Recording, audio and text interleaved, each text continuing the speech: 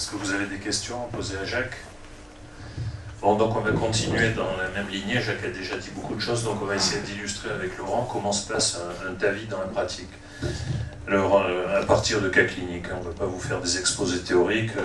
Laurent nous montrera très succinctement les résultats de la littérature, mais on va surtout parler de cas cliniques pour essayer de vous faire comprendre comment on travaille à l'Institut.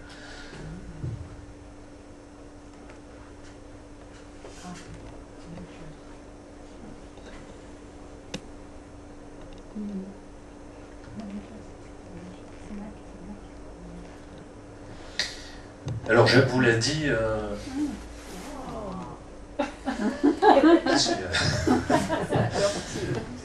Jacques vous l'a dit, donc le TAVI c'est un travail d'équipe, c'est un travail de heart team, mais pas seulement de team médical, parce que bon, c'est vrai que les réunions de concertation multidisciplinaire c'est surtout une affaire de médecin, mais on prend aussi en compte, bien entendu, la vie du personnel soignant. C'est souvent le personnel soignant qui nous alerte notamment sur les troubles cognitifs des patients, notamment quand ils viennent faire leur bilan avant le TAVI ou avant la décision de chirurgie, et on en tient le plus grand compte. Donc c'est un travail d'équipe. Là, on a listé tous les médecins, mais on a aussi listé les gens qui nous ont aidés à démarrer, notamment Alain Cribier, le pape, le premier homme assez couillu pour oser mettre un ballon dans ce que vous a montré Jacques, c'est-à-dire ce paquet de matériel friable qui est sur ces valves dégénérées, et le premier homme qui a constaté effectivement que le ballon ne donnait pas les résultats escomptés, qui a eu l'idée de mettre une valve telle que l'utilisaient les chirurgiens, c'est-à-dire que ce qu'on utilise en TAVI, c'est la valve de Carpentier montée sur stent, ni plus ni moins. Donc il a eu l'idée de développer cette valve sur un stent qu'on pourrait introduire par voie percutanée. Donc c'est lui qui a essuyé les plâtres de cette technique. Alors nous on a commencé, le TAVI c'est une aventure qui remonte, Jacques vous a montré, le premier cas compassionnel humain c'était en 2002, avant il y avait eu 10 ans de travail sur l'animal, sur le mouton notamment, qui paraît-il sont tous morts, et assez rapidement d'ailleurs. Mais enfin, il ne s'est pas découragé, donc il a fait son premier cas compassionnel en 2002. Quelques années après, sortaient les grandes études randomisées chez les maladies inopérables, TAVI versus traitement médical, augmentation de la survie très significative grâce au TAVI. Puis après les études randomisées, malade à très haut risque, chirurgie versus TAVI, et le TAVI fait aussi bien, voire mieux, que la chirurgie chez ces malades à très haut risque. Donc les équipes françaises ont commencé le TAVI il y a à peu près 5-6 ans, on va dire. Et nous, on fait partie de la deuxième vague à avoir été autorisés à faire du TAVI. On a eu l'autorisation de les faire sur site en juillet 2012. Alors, l'administration, pour une fois, nous avait un peu écoutés, donc ils avaient fini par nous faire un très beau bâtiment qui était vraiment idéal pour commencer le TAVI, puisque vous le connaissez tous. On a une très belle salle hybride qui nous permet de faire donc des actes de cathétérisme interventionnel dans un environnement de bloc opératoire avec toute la surface que ça suppose, aussi tout le matériel d'anesthésie et les normes d'asepsie rigoureuses. Alors comme vous a dit Jacques, on a deux types de valves qui sont extrêmement complémentaires. Donc il y a le principe des valves, donc il y a des points communs sur ces deux valves. Les deux valves sont montées sur un stent, donc Jacques vous l'a dit. La différence c'est qu'il y en a une, c'est un stent en métal rigide, c'est de l'acier. Maintenant c'est un chrome cobalt qu'on ouvre en gonflant un ballonnet dedans pour l'incruster dans la vieille valve malade. L'autre c'est un stent en nitinol, c'est-à-dire c'est un stent qui est comprimé dans un cathéter et quand on retire le cathéter, il s'expand tout seul pour reprendre la forme qu'il a d'usine à la température du patient. Donc le point commun, premier point, le stent, totalement différent dans les deux valves. Deuxième point commun, les deux valves ont des sigmoïdes aortiques qui vont se substituer aux sigmoïdes pathologiques pour s'ouvrir et se fermer cycliquement. Donc les sigmoïdes dans la valve d'Edwards, elles sont au même niveau que le stent, elles sont très basses et elles sont dans la zone de l'anneau aortique d'origine. Alors que dans la corvalve, c'est son originalité, les sigmoïdes sont au-dessus de l'anneau qui est en bas. Et puis troisième point commun entre ces deux valves, elles ont une jupe d'étanchéité, c'est-à-dire que pour que le sang ne refoule pas de l'aorte vers le ventricule gauche, les deux valves ont une jupe étanche ici, en matériau synthétique, qu'on va plaquer contre l'anneau pour faire l'étanchéité. Alors deux valves de multiples voies d'abord, Jacques l'a dit, donc on n'y revient pas sur les voies d'abord. Alors comment est-ce qu'on travaille pour choisir entre les valves, les voies d'abord, etc. C'est le travail du heart team, donc il travaille très très bien, on vous l'a dit. À la base, donc le heart team, c'est une discussion, comme vous l'a expliqué Jacques, ce malade-là, est-ce que je vais l'opérer ou est-ce qu'il est à trop haut risque, est-ce qu'on va plutôt l'orienter vers un TAVI. Donc il y a une discussion autour de la décision qui appartient surtout aux chirurgiens, aux anesthésistes et aux médecins référents. Et puis le deuxième élément de discussion, c'est l'élément technique, c'est-à-dire une fois qu'on a dit on va faire un TAVI, c'est quelle est la faisabilité du TAVI, quel est le type de valve que je vais utiliser, par quelle voie d'abord est-ce que je vais passer, et quels sont les pièges de la procédure. Et des fois, c'est la détection de ces pièges qui va nous faire pencher pour une voie d'abord ou pour un type de valve par rapport à un autre. Donc là, c'est le travail très important qu'on fait avec l'équipe de radiologie, notamment de Jean-Paul qui s'est beaucoup impliqué là-dedans, qui a mis au point des protocoles donc pour nous faire des scanners d'excellente qualité, en injectant le moins de jode possible, parce que c'est des patients fragiles. Donc on a des scanners qui partent de la mandibule jusqu'à mi-cuisse pratiquement, pour qu'on puisse étudier toutes les voies artérielles possibles et choisir la moins problématique pour mener à bien notre mission. Donc vous voyez que ces scanners, on passe des fois avec Laurent, on passe des heures dessus sur des cas complexes pour essayer vraiment de dépister les pièges et de choisir la meilleure voie d'abord. C'est peut-être pour ça qu'on a d'excellents résultats, comme Laurent va vous le montrer tout à l'heure. Alors donc la zone d'atterrissage du TAVI, elle est là. Tout à l'heure, Jacques vous a montré une racine de l'aorte non ouverte, photographiée par-dessus avec la vieille valve malade en place.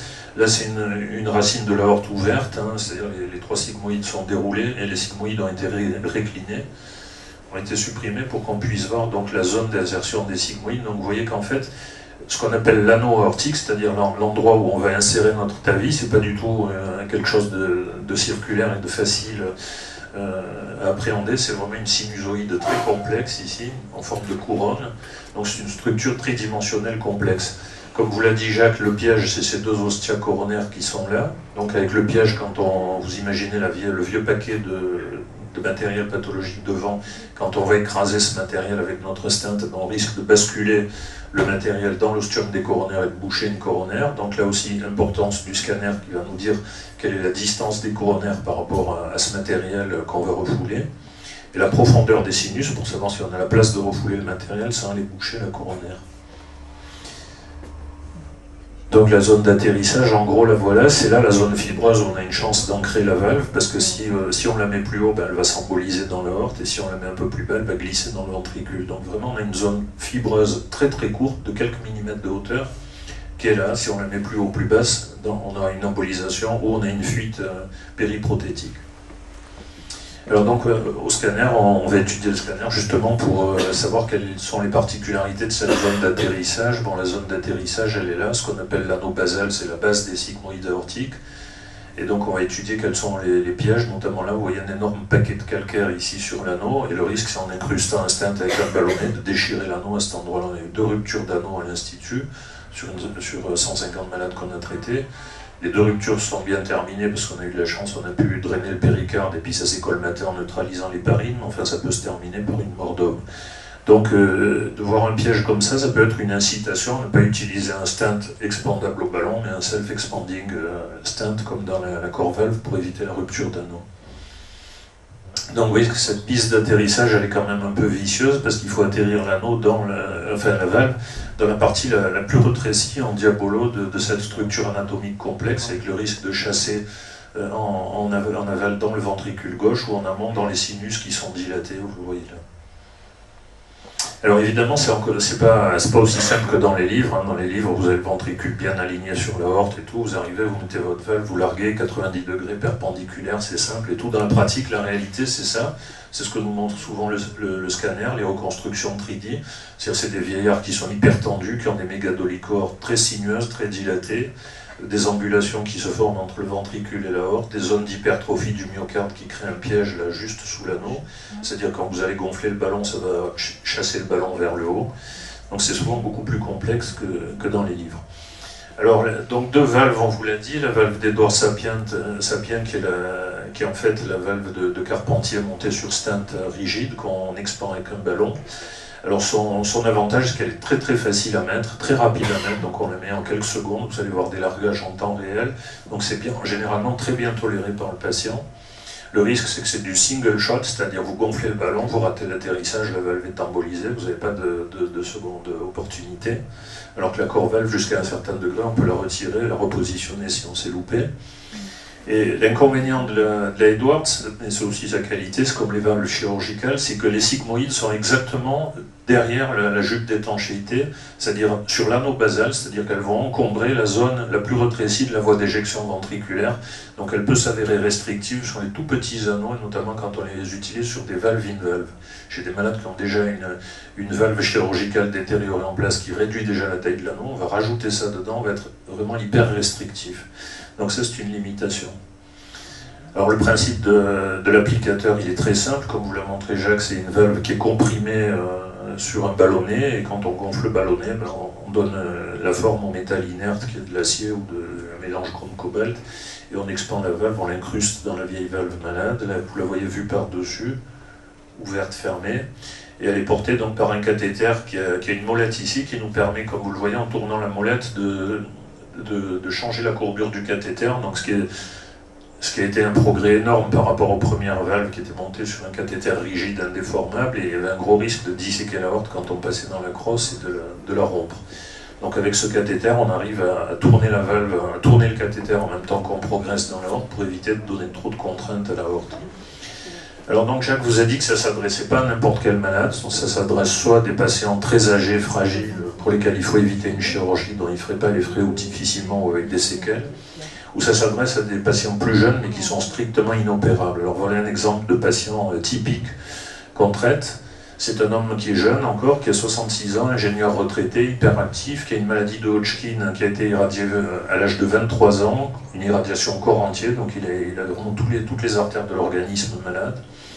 Un syndrome coronarien aigu avec élévation de troponine sur une pancardite radix, c'est-à-dire quand on irradie un thorax, tous les tissus vieillissent prématurément, donc il avait à la fois une fibrose myocardique, mais également une coronaropathie sévère et un rétrécissement aortique serré à 0,7 cm², une coronaropathie très sévère, donc il est hospitalisé à Cannes où on lui fait une coro qui montre une lésion de l'IVA proximale, l'échographie en faveur d'un RAC serré à 0,7 cm, et il est envoyé à Michel Tapia pour opération. Donc Michel Tapia, initialement, ne contre-indique pas la chirurgie tant qu'il n'a pas vu le scanner, hein, donc, et puis quand il voit le scanner, il voit que ce malade a une aorte porcelaine à cause de l'irradiation. Vous voyez ici les calcifications circulaires de l'aorte ascendante. Donc comme vous l'a dit Jacques, ça c'est contre-indication formelle au bistouri, c'est une aorte qui est ni clampable ni ouvrable. Donc discussion en heure team d'envisager un traitement percutané, c'est-à-dire traitement de la coronaropathie, puis TAVI dans un deuxième temps. Alors là, c'est le scanner en 3 dimensions qui nous montre effectivement, bon, qui confirme qu'il a une aorte porcelaine très athéromateuse et des tas de bourgeons calcifiés. Une hypertrophie myocardique là-dessous. Vous voyez que c'est pas le ventricule gauche n'est pas strictement aligné sur l'aorte, mais ça fait un angle quand même. Donc le scanner nous permet de voir l'étendue des calcifications sur les sigmoïdes et sur l'anneau. Il n'y en avait pas trop, juste une calcification. Là, on mesure l'anneau à tous ses étages, c'est-à-dire à l'étage de l'anneau basal, au ras des sigmoïdes, mais également à hauteur des sigmoïdes ici. Et on détermine une surface d'ouverture, enfin un diamètre d'ouverture, ici c'était 27 mm, qui nous donnera un choix de valve en conséquence. Ici une 29 mm. Alors la première étape du traitement chez lui, en fait, la coronarographie montre qu'il n'avait pas simplement une lésion ostiale de l'IVA, mais aussi une lésion du tronc commun ostial et une lésion de la marginale gauche. Donc il y a un bourgeon athéromateux ici. Donc on lui a fait un rotablator dans un premier temps, c'est-à-dire passage d'une fraise abrasive dans le tronc, l'IVA, puis dans le marginal, avec implantation de plusieurs stents actifs par la technique dite du destin. Et puis quelques mois après, donc on l'a contrôlé avec un résultat tout à fait correct sur ses coronaires, qui sont bien dégagés. Et on a donc fait le TAVI. Ce patient avait également une sténose focale ici de l'iliaque primitive, qui n'était pas serrée, il avait une lumière à 5 mm, mais c'est pas assez pour passer une grosse valve, donc on a commencé par lui dilater l'iliaque, puis pour faire le passage, puis ensuite vous voyez donc les temps classiques, on franchit le rétrécissement aortique avec un guide ultra rigide qui est là, qu'on enroule dans le ventricule gauche, qui va nous servir de guide pour descendre la valve. On fait ici une injection au-dessus des sigmoïdes aortiques, on voit qu'elles ne s'ouvrent pas, elles sont complètement immobiles, comme vous l'expliquez Jacques, et elles fuient massivement. C'est-à-dire quand on injecte là, normalement, on ne voit pas du tout le ventricule, là vous voyez que ça refoule dans le ventricule. Et donc on lui présente cette valve, vous voyez, après avoir prédilaté la valve, on insère la valve qui est montée sur cathéter, ça se fait comme un 8 mm de diamètre, donc il faut passer ça dans tout le réseau artériel à partir de la fémorale. Et voilà le largage en temps réel, c'est ça un largage en temps réel. Vous voyez, une fois que tout est prêt, on arrête le cœur en le mettant en tachycardie ventriculaire rapide à 200 coups par minute pour qu'on ait une pression la plus basse possible pour stabiliser la valve. Et puis voilà le largage en temps réel, le temps que ça prend. Vous voyez, on commence à gonfler et quand on voit que la valve est bien stable et qu'elle est bien positionnée, on met la patate, comme on dit, c'est-à-dire on met la pression pour bien incruster dans les sigmoïdes pathologiques. Et par contre, si on n'est pas content, là, si on trouve qu'on est trop probant, on peut toujours rectifier de quelques millimètres. Donc il faut vraiment une coordination parfaite, on travaille à quatre mains, et il faut vraiment qu'on s'entende très bien pour ne pas se louper. Et le résultat, donc vous voyez la valve qui est parfaitement positionnée, avec une bonne perfusion des coronaires. Voilà, on voit la coronaire droite et le tronc commun ici qui ne sont pas compromis, et surtout pas de fuite. Alors actuellement, on a la chance d'avoir été le premier centre, je crois, dans la région PACA à bénéficier de la nouvelle Edwards. Alors ils ont amélioré deux choses, ils ont changé le matériel du stent et le design, ce qui nous permet de gagner quand même 2 mm, ce qui est énorme pour introduire ça dans des artères pathologiques. Donc actuellement, on peut descendre à des artères de 6 mm avec ça, alors qu'avant il nous fallait 7-8 mm. Et puis surtout, ils ont amélioré la jupette d'étanchéité, c'est-à-dire qu'ils ont fait un retour de jupette là sur le côté, qui fait que quand on l'écrase dans l'anneau, cette petite jupette se gonfle avec de la fibrine, et ça fait une espèce de matelas de fibrine qui colmate les fuites périprothétiques. Donc ça, c'est un progrès énorme, parce qu'avant on avait 20% de fuites périprothétiques, avec ça on est tombé à aucune fuite sévère et 5% de fuites bénignes. Alors, là, 2 cas cliniques qu'on a traités récemment, donc c'est toujours des patients, mais ils ont tous la même histoire. C'est une dame qui a été irradiée de nombreuses années auparavant pour un cancer du sein droit, et qui a eu une chirurgie aussi, une radiothérapie, enfin elle a eu tout, elle a eu la chirurgie, chimiothérapie, radiothérapie, elle a tous les effets secondaires, c'est-à-dire qu'elle a développé une cardiomyopathie due à la chimiothérapie, avec un œdème pulmonaire il y a une douzaine d'années, qui a été traitée par resynchronisation par un pacemaker triple chambre en 2003, qui l'a stabilisée depuis de nombreuses années. Là, elle a décompensé parce qu'elle a un RAC serré avec une hypertension artérielle pulmonaire sévère, obèse, et en plus elle a une plaie chronique surinfectée sur sa cicatrice de séquelles de mammectomie. Donc voilà, vous le connaissez, donc c'est une patiente qui avait tous les critères pour ne pas être opérée, et chez laquelle il y a quelques années on n'avait aucune solution, si ce n'est une valvuloplastie compassionnelle qui les tient 6 mois, et puis après récidive. Donc elle a bénéficié d'un TAVI par voie fémorale, et on a utilisé chez elle cette fameuse valve Sapien 3. Alors voilà le largage en temps réel, vous voyez là aussi on prend notre temps pour gonfler la valve, on s'assure qu'elle est bien stable, si on n'est pas content on modifie la position. Voilà le largage en temps réel, le temps que ça prend. Et après le largage, donc vous voyez, étanchéité parfaite, et surtout la valve est très bien posée. Alors j'attire votre attention, là, il ne faut pas se louper sur l'analyse du scanner. Vous voyez la hauteur des coronaires, ici, alors ici vous voyez ici, entre la valve et la silhouette du sinus de Valsalva, il y a un liseré blanc, c'est le vieux matériel de l'ancienne valve qui a été refoulé. Vous voyez qu'il atterrit, si on regarde bien, il atterrit vraiment au ras de la coronaire. Donc à 1 mm près, là, on lui bouchait la coronaire. Ce qui a été publié, hein, c'est un cas de mort subite sur la table. Alors ça, on peut utiliser aussi ces techniques sur les insuffisances aortiques. Donc on le fait sur des rétrécissements aortiques, mais on le fait aussi sur des insuffisances aortiques. Alors on a traité quelques IAO. Donc là, c'est par exemple le cas d'un patient qu'on a traité récemment, donc il y a 71 ans, qui a bénéficié d'une homogreffe aortique de petit calibre il y a 15 ans, qui était totalement dégénérée, avec une valve qui est légèrement restrictive, mais qui est surtout massivement fuyante aussi. Donc ce patient, pareil, on l'a traité avec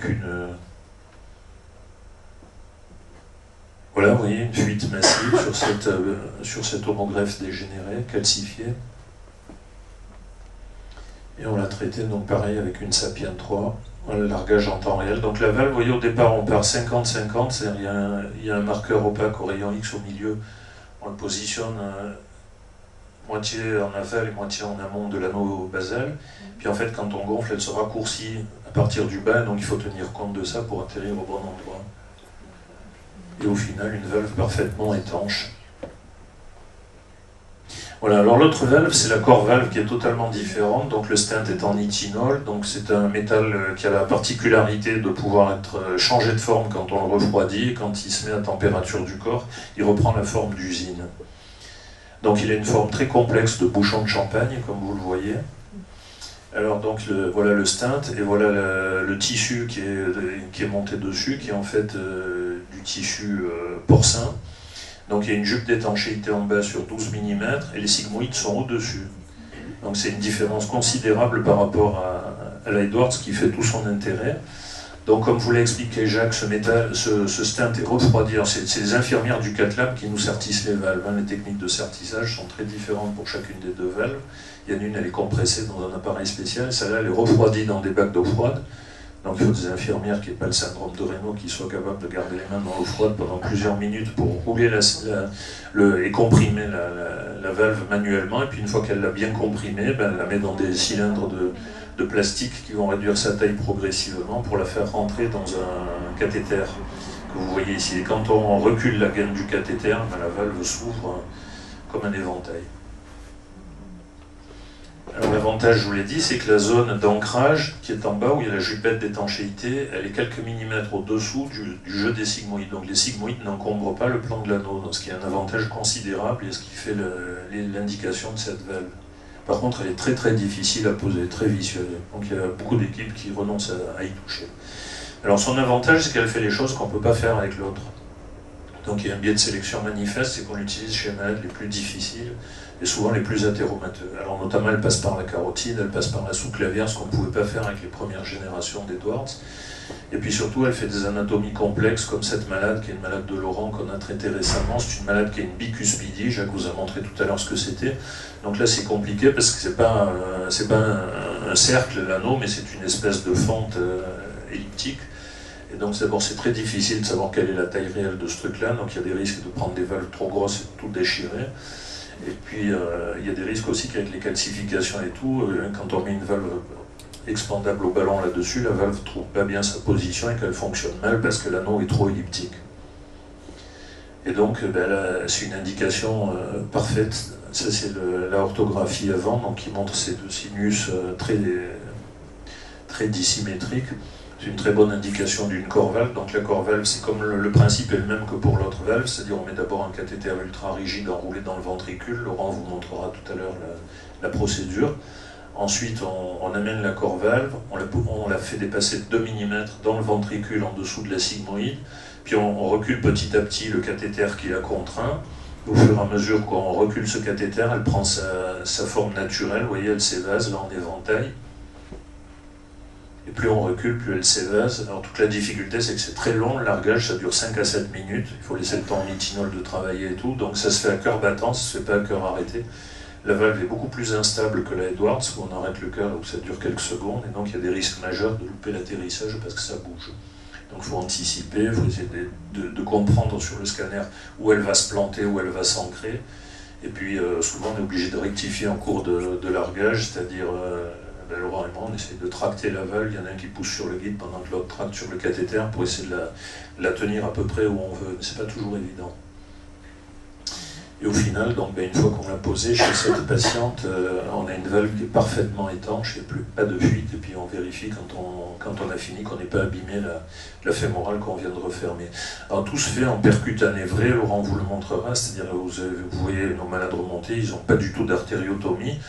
Actuellement, on a fait à peu près 150 avis, dont une bonne centaine par voie basse. On n'a aucun malade, ce qui est exceptionnel, aucun malade qui est allé en chirurgie pour un problème, une complication locale. Alors ça, c'est un autre exemple de corps-valve, donc qui est intéressant. C'est une dame de 76 ans, pareil, qui a été irradiée d'un cancer du sein, donc il y a de l'angor, une dyspnée.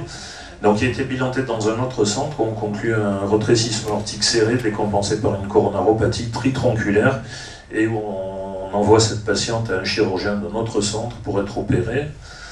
Et en attendant de son rendez-vous, la patiente atterrit chez nous en urgence avec un syndrome coronarien aigu, un infarctus sous-endocardique latéral, postérolatéral. Donc c'est une insuffisance rénale qui a un thorax hostile. Donc on discute avec Michel Tapia qui était de garde et on décide de réévaluer sa coronaropathie, d'essayer de régler le problème de la coronaropathie en urgence puisqu'elle était instable. Donc en fait, on lui réévalue sa maladie tritronculaire, soi-disant tritronculaire, en utilisant ce qu'on appelle le FFR, c'est-à-dire on mesure le débit dans les coronaires pour voir s'il faut vraiment les traiter ou pas, et on a la surprise de voir que ni ce qui était considéré comme une lésion critique de la circonflexe, ni la lésion de l'IVA, non de retentissement, le débit est tout à fait acceptable, il est trop tôt pour traiter ses artères. Par contre, la lésion coupable, c'est la lésion de l'ostium de sa coronaire droite qui limite énormément le débit. Donc on commence par lui mettre un stent actif ici sur la coronaire droite, qui stabilise la patiente. C'était à Noël il y a 2 ans, on lui laisse passer les fêtes tranquilles, puis on lui fait le scanner après. Et le scanner, donc, c'est pour vous montrer comment on raisonne en heure-type. Donc le scanner, c'est sur l'analyse du scanner qu'on choisit la stratégie. Qu'est-ce que nous dit le scanner? Qu'elle a une calcification circulaire ici de la jonction sinotubulaire qui fait 22 mm. Ça veut dire que si on utilise un ballon de plus de 22 mm, on va lui exploser l'aorte. Ensuite, que son anneau ici, il fait 24 mm. Donc déjà, on sait qu'on ne pourra pas utiliser une valve expandable au ballon, c'est incompatible, c'est impossible. Ensuite, on sait que les coronaires sont exceptionnellement basses. En général, elles sont à plus de 10 mm, elles sont à moins de 10 mm de l'anneau. Ça veut dire que quand on va refouler le matériel, ça va aller boucher les coronaires. D'autant qu'elle a de très petits sinus de Valsalva, très peu profonds. Et ensuite, qu'elle a des calcifications massives des sigmoïdes, mais également de l'anneau. Donc tous ces arguments, c'est des contre-indications formelles à l'utilisation d'une Edwards. Donc les centres qui n'utilisent pas l'Edwards, puis enfin sur le scanner, on fait des projections, on essaye de fantasmer en disant si je lui mets une valve de 23, est-ce que ça va boucher la coronaire ou pas? Puis on voit qu'il y a quand même un petit interstice qui persiste pour perfuser la coronaire. Donc c'est en fait un travail virtuel qui peut prendre vraiment très longtemps, qu'on fait sur le scanner pour essayer de savoir ce qu'on va faire pour ne pas casser le malade. Et au final, donc, la voie, on l'a choisie également parce qu'elle a une artérite, mais elle a également des bourgeons athéromateux mobiles dans l'aorte, dans la crosse de l'aorte. Donc on a décidé chez elle de passer en voie sous-clavière.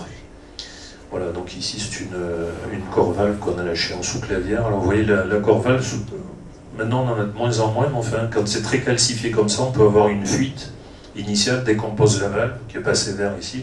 C'est une fuite stade 1. Mais le nitinol continue à travailler, à s'incruster. Finalement, souvent Jean-Pierre, à l'écho 2 jours après, nous dit qu'il ne retrouve pas du tout d'IAO. Alors je vous montre ça parce que c'est intéressant, ça montre l'intérêt du concept de la corvalve. C'est-à-dire, vous voyez cette valve qui était très très calcifiée, regardez le contrôle scanographique fait 4 mois après. Dans la zone de l'anneau, c'est-à-dire la zone où on incruste la jupe d'étanchéité, d'abord ça se conforme parfaitement à la taille de son aorte et notamment au paquet de calcaire. Donc si on avait utilisé un ballon, on aurait risqué de lui exploser l'anneau, parce qu'il y a la jonction sinotubulaire. Là, ça s'adapte à l'anatomie, la corvalve. Et l'avantage, c'est que si on avait mis une Edwards de petit calibre, sans lui exploser l'anneau, la valve n'aurait pas bien fonctionné, parce que sur cette anatomie-là, les sigmoïdes auraient travaillé fripé, il y aurait eu une IAO. Donc, alors que la corvalve, vous voyez, la valve est au-dessus de sa zone d'insertion, c'est-à-dire le nitinol lui donne une forme circulaire à l'endroit où on la met, et les sigmoïdes travaillent parfaitement bien dans une zone circulaire au lieu d'être gênés dans un anneau qui est très asymétrique. Et puis surtout, on voit qu'on ne s'était pas trop planté dans nos appréciations. Et regardez la coronaire droite, là, grâce à la forme du nitinol qui s'est moulé, etc., qui s'est adapté, qui est venu en buter contre notre stent, on n'a pas bouché la droite, mais on n'était pas loin de la boucher quand même. Voilà, elle va très bien avec 2 ans de recul. Et enfin, dernière indication de la corvalve, c'est ce que vous disiez Jacques, c'est les bioprothèses dégénérées, notamment on a une belle série de Mitroflow. Jusqu'à il y a 2 ans, toutes les équipes du monde entier pensaient que c'était impossible de traiter une bioprothèse dégénérée de petit calibre par un TAVI, parce qu'on pensait que ça serait trop restrictif. Et en fait, nous, on a une malade de Jacques pour laquelle Jacques ne voulait pas réintervenir. On a proposé une première fois aux gens qui avaient développé la corvalve pour leur demander si c'était faisable. Ils nous avaient dit non. Puis il est revenu quelques mois après en nous disant peut-être que c'est faisable parce que les Londoniens ont fait un malade et ça s'est bien passé. Et on a fait cette patiente et ça s'est effectivement très très bien passé grâce au principe de la corvalve. C'est-à-dire que les sigmoïdes ne travaillent pas dans ce petit anneau et n'encombrent pas ce plan-là, mais elles travaillent 12 mm au-dessus où elles ne gênent personne. On le voit très très bien ici. Les sigmoïdes, elles sont là, la base de la sigmoïde est là, elle n'est pas là, elle ne gêne pas le fonctionnement de la valve. Voilà, en scanner, vous voyez le plan d'insertion le plan où on a fixé la corvalve, ça fait 1,5 cm carré. Et le plan où on travaille les sigmoïdes un peu au-dessus parce que la valve s'évase grâce au nitinol, elle travaille en fait là au lieu de travailler là. Les valves ont 2,4 cm carrés pour travailler. Donc on n'est pas du tout restrictif, les valves fonctionnent très bien. Et on a traité depuis une dizaine de patients avec des Mitroflow dégénérés, on n'a que des bons résultats. Voilà, donc en fait, notre stratégie, c'est il n'y a aucun dogmatisme, ni dans le choix de la valve, ni dans celui de la voie d'abord. On étudie les documents, on en discute, souvent en polémique. Et puis au final, ben, on essaie de choisir ce qui est le mieux pour le patient. Donc je vais passer la parole à Laurent qui va vous montrer un film et puis revenir sur les résultats maintenant de cet avis.